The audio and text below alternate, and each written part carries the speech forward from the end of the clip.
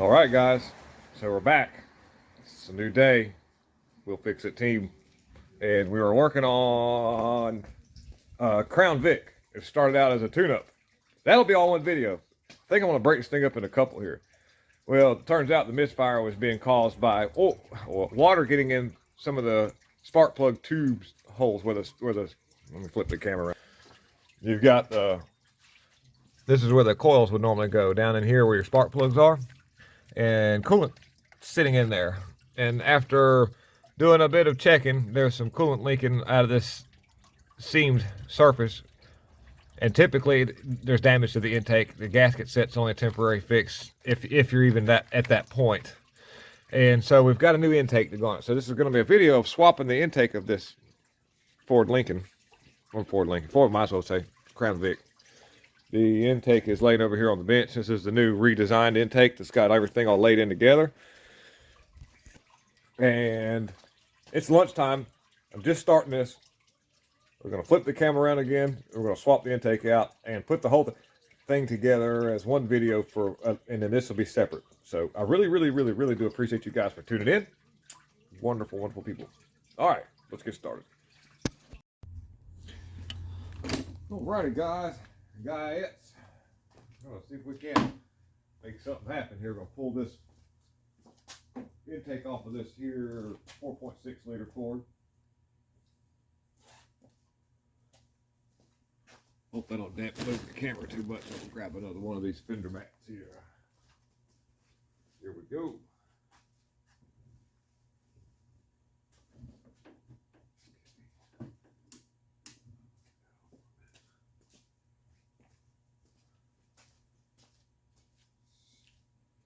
To make life sane, I may just clamp a couple of vice grips there because that bar is in the way.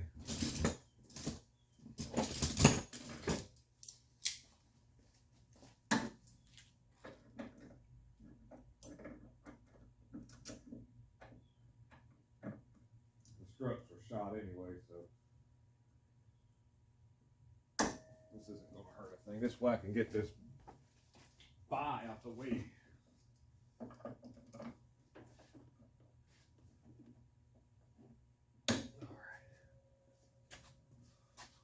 Don't forget those are there. Rule of thumb, do that, you're going to have a mess. We call that. Now I can float through the hood now, or as you can see. I gotta get this fuel line off in a minute. I'll get that. There's a special tool for it. I might as well go ahead and get it.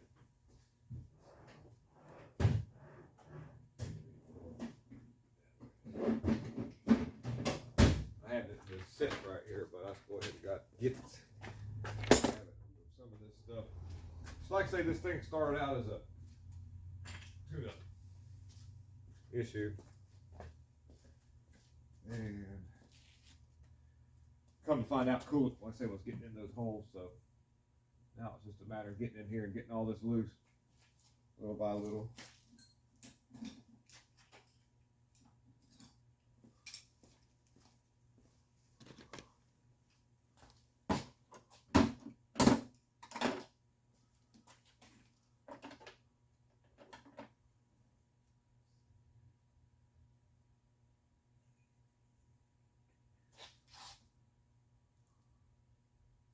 Thing is I'm swapping the intake, so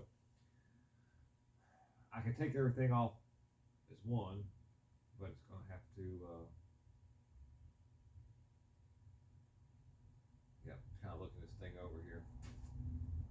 Yep, I'm going to take the whole, no, we're going to just pull this whole plenum off, and then I'll swap everything on the bench.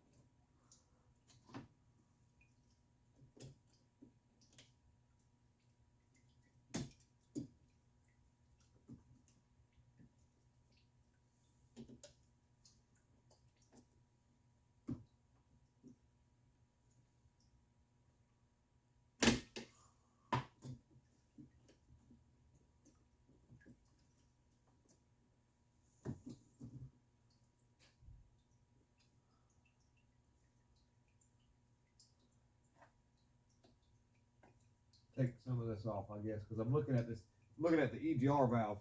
I hope you can see, I hope you can hear me, but there's an EGR valve mounted here, and I've got to get this line broken loose and get the intake out of there. And so I may just go ahead and pull this draw body off, get the valve out of the way so I can have room to get the intake up.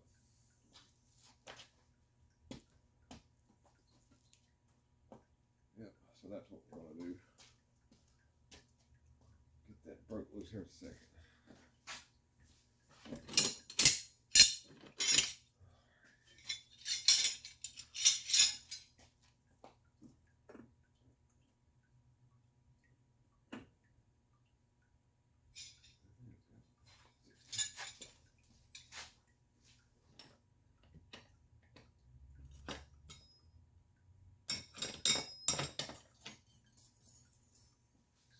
Here.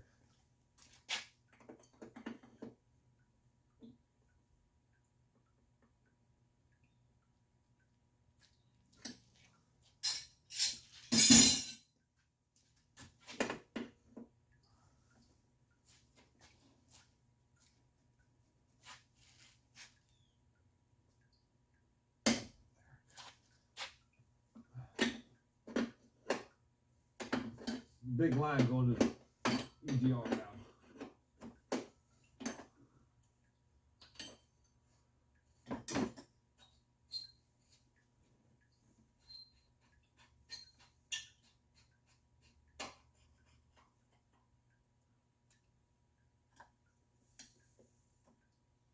It sucks that YouTube gives you a copyright strike for like music playing in the background, because I have to turn, I can't hear anything, and it's kind of dead air.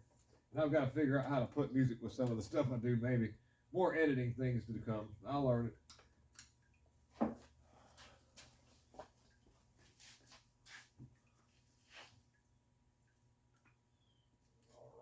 here we go.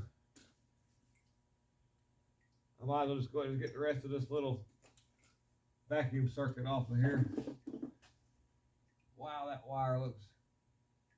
It had some rodents under the hood from where this car had sat for a while, and so there was quite a large rodent nest that had become a part of the vehicle here.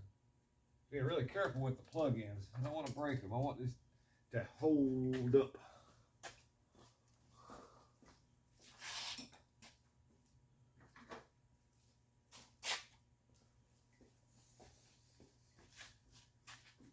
Got a couple of knock sensors under there, but we don't have to do anything with that plug-in. Now, there is a serpentine belt I'll have to remove,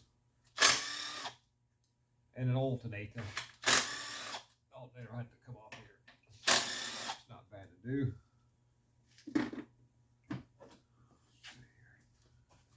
I'm not even going to disconnect the battery, because I'm going to just lay me a nice little set of raggy rags down over here and let it just sort of rest on it. It'll be fine. That way I don't have to reset all the stuff in the dash for the radio and all that. This bracket here, we'll get this off, because there's another bracket that comes with this aftermarket intake, and a lot of times that's what I'll have to end up using.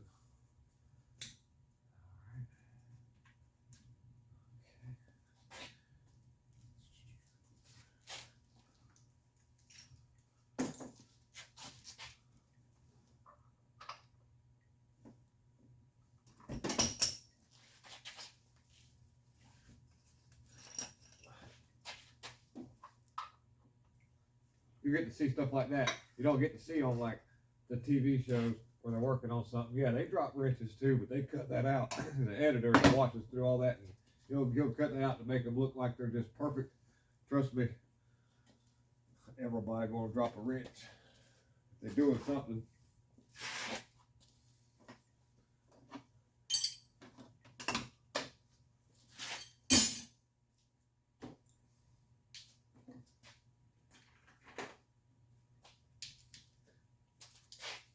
I used to work in a garage when I was a lot younger. I think I was 17 or something like that. anyhow, the guy that I worked for, he didn't know he wouldn't sing the lyrics to a song. If the radio was playing in the back, he would whistle. Every word was a whistle. And you know, we're talking like maybe circa 1997, 98, 99, you know, right in there, maybe a little earlier, but something. So you know, you can imagine. I think there was the music was. We played a lot of Def Leppard. And he'd be whistling to it. He'd just whistle like crazy. I'll never forget that dude. He owned the shop. He wouldn't sing no lyrics, but he'd whistle. He'd be getting into it too, boy. And me and the guy that I worked with, when he'd start really whistling into it, we'd start laughing. It was a lot of fun.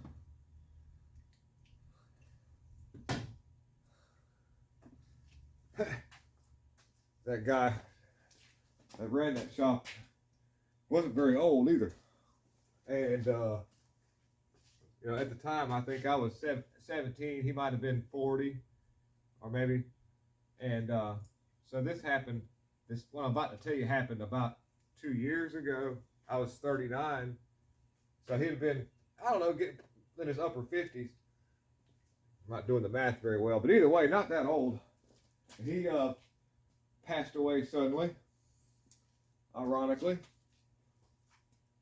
I don't know what happened. It was weird.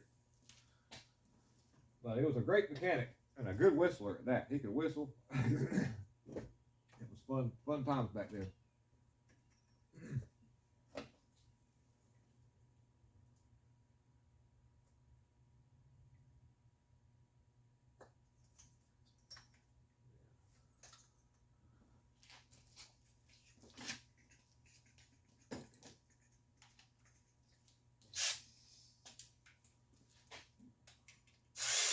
I want to unhook the fuel line last, by the way, because that'd be the least amount of time that the gas is going everywhere.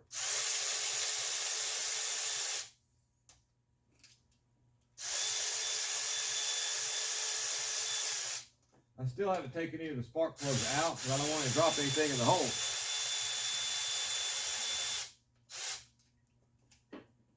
All right. Gotta get the coils out of the way so that I can get to but this thing will come with all new bolts, man. This aftermarket intake is a little different than the factory intake. I think they do that for copyright purposes. It has to do with that. I prefer the original design far superior than any of the aftermarket stuff, but I don't even think Ford makes these anymore.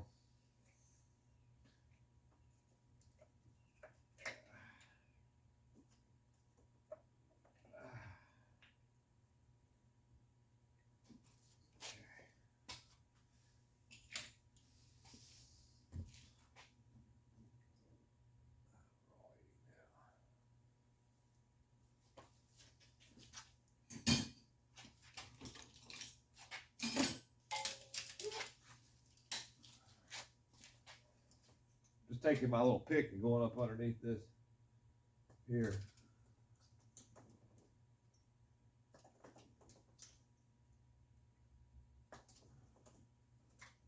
There's all the little wires and connectors. So we're moving this fuel line that's over here last. Let me see here. What if I can get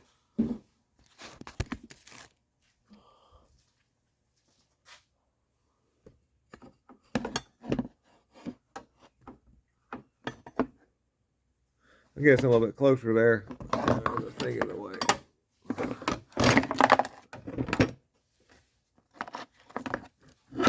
Yeah, there we go. You can kind of see what's going on a little bit there.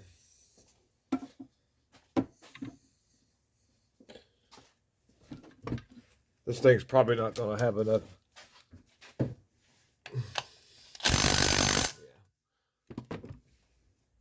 Those bolts are long and they flex. So if you put an impact on them, a lot of times it's not a real heavy duty. I mean, like that little battery powered one.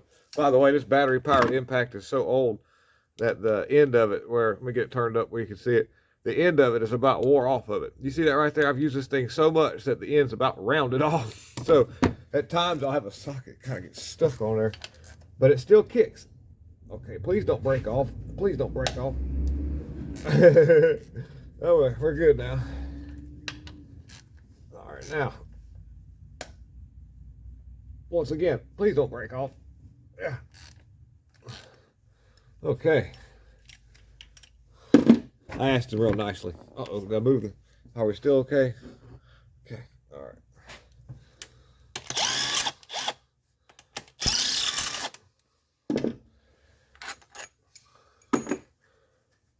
This is the thermostat and its housing.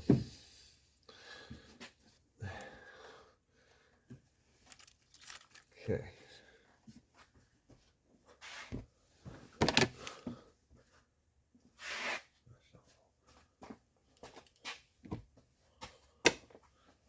And I kind of use this thing. I love this thing here.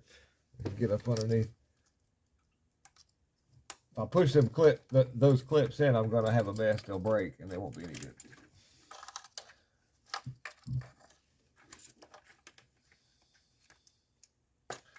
All right, here we go. So we're getting there. We are rolling along. There we go. Easily. You shouldn't have to do a whole lot of heavy-handedness to get to get these things to come off. I kind of spun that in my direction. Now the only thing is, I forgot about that. There's one thing about this job that sucks. There's this plate right back here. I've got to get it off, but we'll get there. I couldn't quite get up underneath that one as well as I wanted to. I'll use this hook one right here. Arr. There we go. So yeah, these right here, this plug-in's pretty tough. It doesn't get quite as hot laying. It's got a little bit of room to breathe. Alrighty. And then those down here at the base of the engine get kind of hot. And we're gonna, like I say, pull this throttle body off because there are some bolts under here and whatnot. So now just move around them to the other side.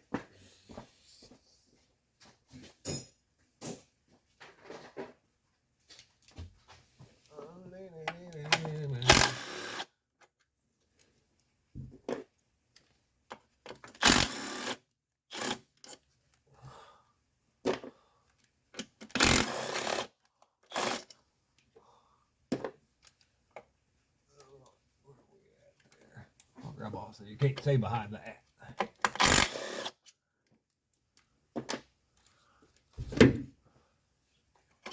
Okay, we'll just move this over here.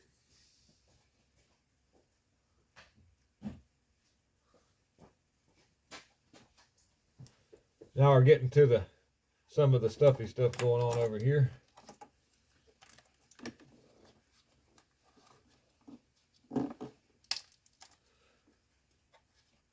So there's a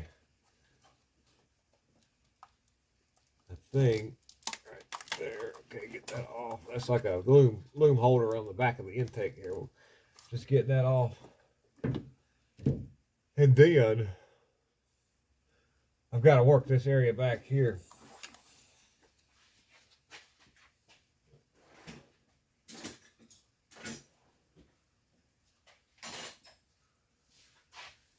Work this area back here. Do-da, do-da. Huh. Going behind somebody else's work at some point in time here, way back yonder. They've been, I can tell. Looks like there's some marks where somebody's been down this creek before. There's a bolt that's not quite threaded in properly. There's an EGR tube. I got to be careful. We don't want to push too much on that and mess it up, so you got to be mindful of that thing. Go back over here so I don't lean on it. Of course, it was a little easier to get to from the other side, but I'm in fear of getting upon. Should I get my wrench? I hope I've got the. Oh yeah, okay. It's just a matter of getting it. I think what I got here. Yeah, it's just. Alright, well. Okay, alright. We'll get there. Sometimes a man has to grab a wrench or two. Somebody's been back here, so I don't even know if that's the correct bolt. So it could be a 14 millimeter. A lot of times, you know, Ford is 13 and 15.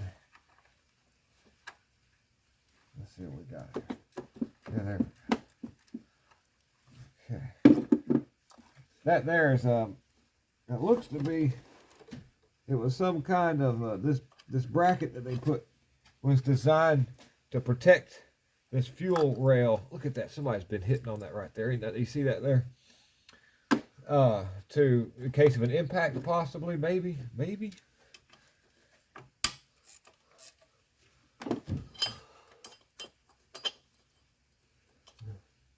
We got tools for that. Save our wrists.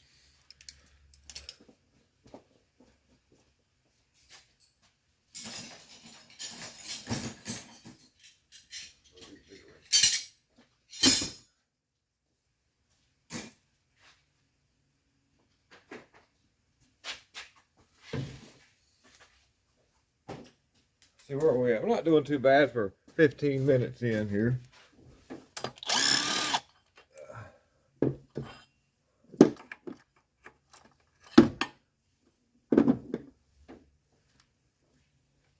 Somebody has really,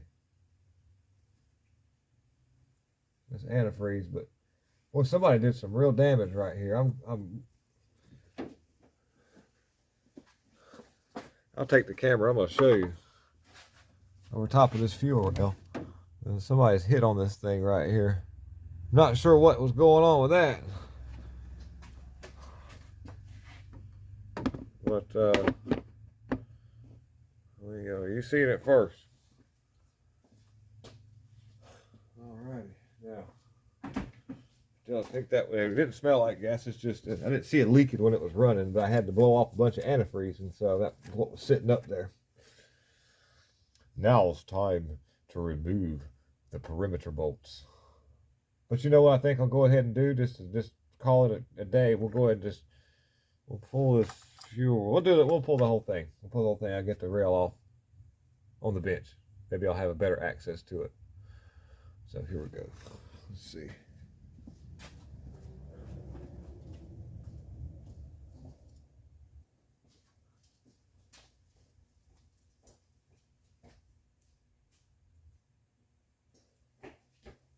Grab a few. I'm going to take and break these bolts loose by hand because some of them around the water jacket, I want to be sure that I'm precise with that. I don't want to break any of these off. I'll break them loose, and then I'll go around with my ratchet and zip them out once I broke them loose.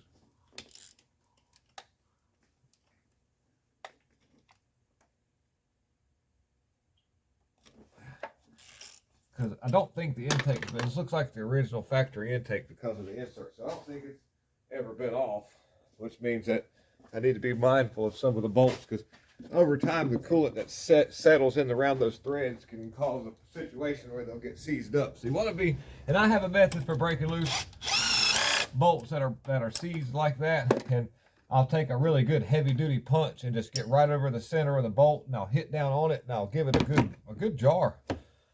You know, and it's pretty successful so far as getting things to happen, especially if the bolt's been sort of rounded a little bit, or the nut, you can hit that thing and it'll swell it back out, and then you can beat your socket back on there and have at it some more. You know, so there's ways around all that stuff.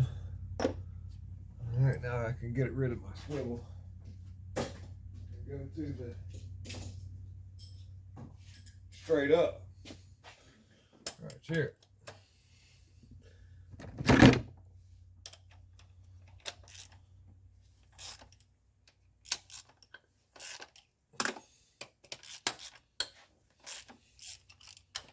Now when I bolt this thing down, this will not be the method for doing that. There'll be a little different tighten down method. The bolts for the front are usually running through the housing. We got those out already, so now we just... Okay.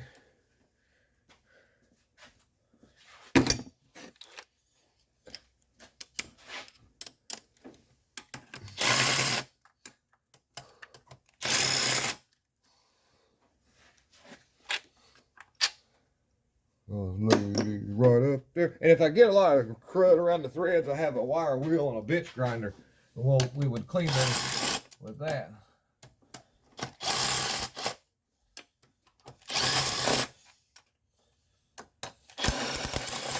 Now we're getting down to the wire where we can pull this fuel line off, and it uses a little connector, disconnector. Alrighty. Everybody, there's an intersection up there close to the shop, and it's raining, and so all the kids are out of school, and they're like cutting donuts. And I'm all for a good donut. I'm gonna tell you, there's not much traffic out there on that road, so I think it's okay. Cut you a donut. If you hear something that sounds something revving up in the back, that's what that is. I did a many of them the other day. All right. So now, I think I can get it past this plate here. Shouldn't be a problem. That big funny looking plate that was sticking in the way. Let's break it loose.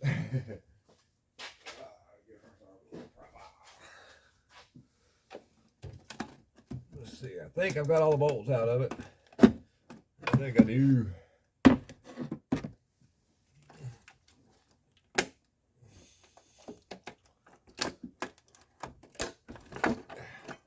Just being mindful of that EGR tube the whole time as I'm coming up out of there.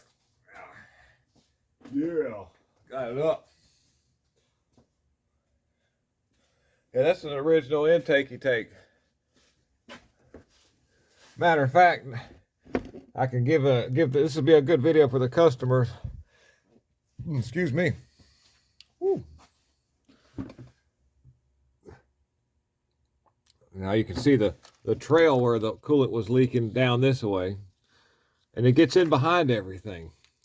It was filling in all the holes with coolant, and these on this side here that the leak was, and whatnot. So now we're going to go into cleaning all this.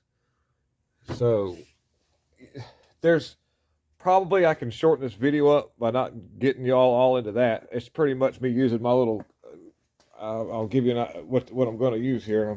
If you've watched any of the videos, you can see I'll use a wire wheel like this, or I have already on this, and I try to use a half wore out disc. Let me get the camera flipped around. This right here, it's got a pretty not that new disc assist, and what it does is it allows me to not cut the aluminum too much. Because if you use a new one of these, they're Scotch-Brite pads. They look in a box like this right here. They're a real must-have when it comes to any kind of do-it-yourself or mechanicing when it comes to gaskets. But just on aluminum surfaces, you need to be really careful with that. So, use that, and I'll clean all this area right here off really good with. I'll clean this area off really good with gas and a rag to get most of the sand and sediment off, and being mindful not to shut it down into the ports. And then once I get all that off of there, then I can take this thing right here and clean it, make it look really nice and pretty. And then we'll start going back with it, and so forth. So I'll do some of that to keep the video from being too long, because it does take a little time. And I'll be right back. All right. So I've got the spark plugs in the hole, and I said in my earlier video that was going to be this whole thing long and all that there, and I'll do this in segments so that maybe it's not so long. Anyways. 4.6 liter Fords are notorious for plugs blowing out of it because people are kind of scared to tighten these plugs down. So let's see what I'm going to do here. I'm going to show you. Well, it's hard to actually show physical exertion, but we'll bust out the torque wrench. Bear with me. Figure out how to do this. All right, let's set this thing down. All right, now I'll even show you something about this top of this motor. So I'm gonna get my torque wrench, and I'm gonna put my neck on it. Drop it down to a 3/8 drive. I've already got a stuff going on somewhere. Where's my socket for my?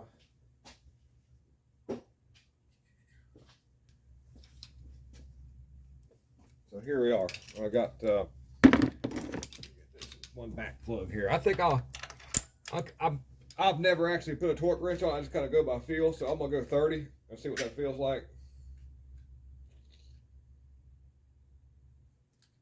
But you can actually, to me, the factory spec of whatever some little newton meters it is, it's kind of like Oh, we can go easily 40. Yeah.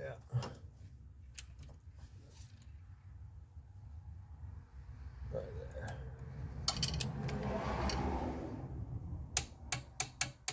I think that's about right. Let me put my 3/8 ratchet on there. But so I'm going to say any between 35 and 40 foot-pounds, and you're going to be good to go. You'll have nothing to worry about. Yeah, 35 would be great.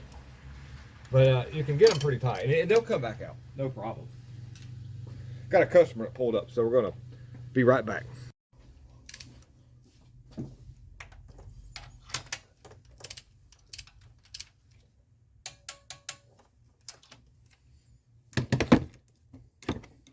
Like I said, that was 35. I think 35 or 40, you're going to be.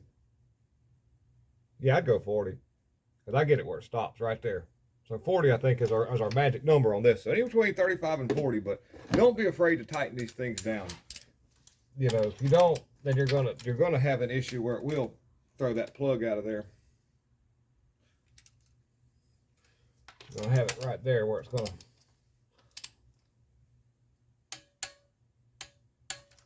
Yeah. And I'll put my wrench and just, I've never done that before, but I figured for the video, it would kind of help clarify things with people and how this works. But there's a long enough section of threads. The plugs are super long. Here's a couple of them, the old ones that came out, which they put Bosch in here, which aren't that old, but they're not real. I don't like am I in the camera here? Let's see. I'm gonna look. I don't like these Bosch plugs. This never did. They don't work very well. They don't hold up very well. I'm going back complete Motorcraft, which I've already got all 8 of them in a thing, but I'm using Motorcraft plugs. This is in case the customer wants to see the videos and what I'm doing here. But so yeah, I'm gonna tighten the other 4 down, and then here, check this out. So what happens to the aluminum over time? Not necessarily rust takes place, but the coolant tries to do weird stuff. And it's really, you can see now that I've got the light that kind of shaded, but this is dipped out really, really badly right here. And this is as well. And so it happened, I'll show you the intake. Water will start piling up there, and the heat boils the water off, and it does weird stuff. The antifreeze will get gone, but the water will stay behind. But this is what happens to the plastic intake. This material that uses to keep this rubber in place, it's a cutout, a groove. Well, the inside of this groove gave out, and so then it blew the intake gasket out of place, and then that's where you'd sit there and pile up. That's why when I talk to the customers, I price the intake, because when it's the original one and I see that happening, then that's the side that we've seen the leak on. That's usually what I'll find. I've done a lot of these over the years. So to keep this video short, we'll pause her up, we'll tighten her down, we'll go ahead and I'm going to use some, one other thing I want to go and show you what I'm going to do here, because of the part where the intake is pitted out. This is called it's called the right stuff, guys. It's a weird looking tube, but this stuff is not like a silicone base. It's a really, really good polymer base. And I'll put a liberal amount just over that little area where it's pitted out, and right here. And when I say liberal, I won't put just a thin finger line. I'll put a little bubble there. I want it to squash out, but I don't want to stop this hole up, and I don't want a bunch falling out in here. So I used my wire wheel because I know it would clean into those grooves better than that flat wheel. So we wire wheeled it really good, cleaned inside of the pitted out areas to get all the antifreeze fragments out. Then I went over it with my discs and made it look nice and pretty. As you can see, it's nice and beautiful, a lot better than what it looked before. And I'll do the same on the other side that has some pitting that's going on. The rear is not so bad because the gaskets, it doesn't get as hot. See, water's traveling to the front of that motor, right? A lot of heat right here at this top front. And that's where you'll get this starting to take place. And you can see the back over here doesn't look anything like that at all. Really, really nice. So, guys, we're gonna be flash. Okay. I kind of got carried away and put the whole thing back together, but that's okay. You got to see the teardown of it. And the reverse assembly procedure, so it's reverse course. But we did tie a few things together that were kind of iffy. All right, so here we are. And we're reassembled now. We've got everything back together. We'll put us a little tie strap right there too. Okay, we're going to put us a little tie strap right there too. And that'll kind of secure that. I will take a couple of zip straps, zip, zip, and make that look nice. Got all our hardware back in. There was one. I'm sorry, I was watching a car go by, see if that was pulling in. This bracket back here, that bolt was out and kind of cross-threaded from the prior person working on it. And I got that in, got that straightened up. So that's good, and that's all tied down. But this is the first start. This will be the, first start. Okay, we're going to do it live. Whatever happens, happens. See if it squirts stuff everywhere. If it, let's see.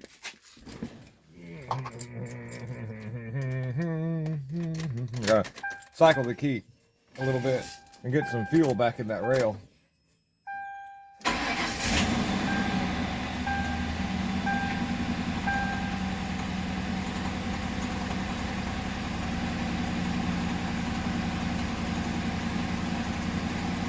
Yeah. I got a clear check-in light out there, prior stuff.